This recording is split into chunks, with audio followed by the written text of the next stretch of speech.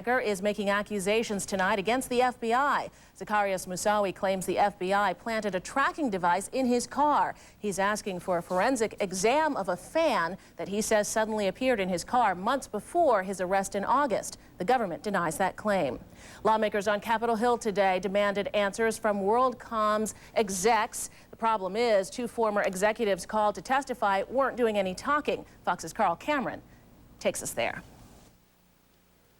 Asserting their constitutional right to avoid self-incrimination, the fired CEO and former top financial officer of Worldcom refused to answer questions from Congress. I must respectfully decline to answer the questions of this committee on the basis of my Fifth Amendment privilege. Worldcom and its ex-brass join a growing list of corporate giants who've fallen from grace in a rash of accounting scandals that have undermined investor confidence and in some cases caused bankruptcies, layoffs, and even fraud charges. You're supposed to, as early as possible, to see evil, hear evil, and report evil. None of which occurred here. And Republican Senator John McCain in part blames the Bush administration's top government regulator. He's joined numerous Democrats in a call for Harvey Pitt's resignation as chairman of the Securities and Exchange Commission. Pitt was a Wall Street lawyer with several accounting firm clients before President Bush tapped him to run the SEC last year. McCain wrote in a New York Times op-ed piece, quote, "While Mr. Pitt may be a fine man, he has appeared slow and tepid in addressing accounting abuses, and concerns remain that he has not distanced himself enough from former clients." The White House firmly defends Pitt, but Tuesday the president goes on offense with a speech to Wall Street calling for stricter accounting and business practices and tougher penalties and jail time for executives whose firms commit fraud. The president's plan embraces the goals but not the specifics of pending legislation in the Senate. Democrats are worried that harsher punishment alone will fall short. But getting at the bad apples is not enough. We need to make changes in the system. The president is expected to call for jail time for corporate leaders who knowingly misrepresent company earnings. Laura? So what did the thousands of laid-off Worldcom employees think of today's testimony? Fox 5's Patrick McGrath met up with one local worker who watched the hearing unfold with him.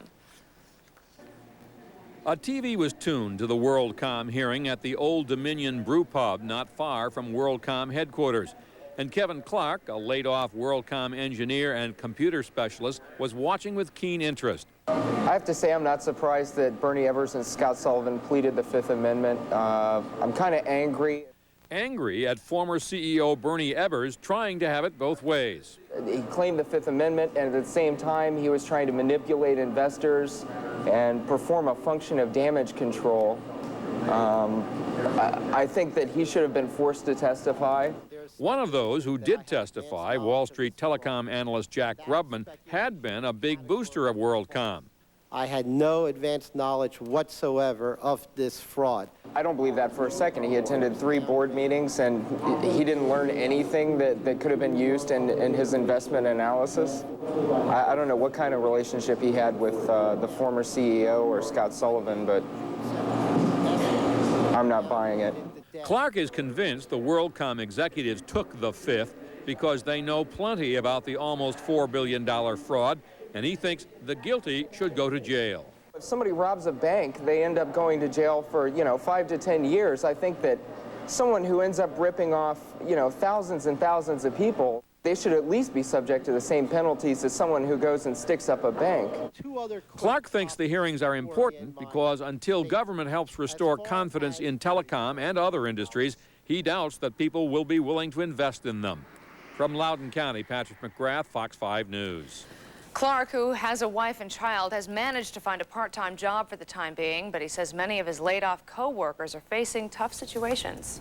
A tough situation for people who are the most vulnerable. Fox 5 exposed a company claiming to help fire victims, but homeowners say they're no help at all. Tonight, the city is stepping in dramatic fashion. And a dramatic family feud. The daughter of a baseball legend says she'll rescue Ted Williams' body from a cryonics lab, even if she has to take her brother to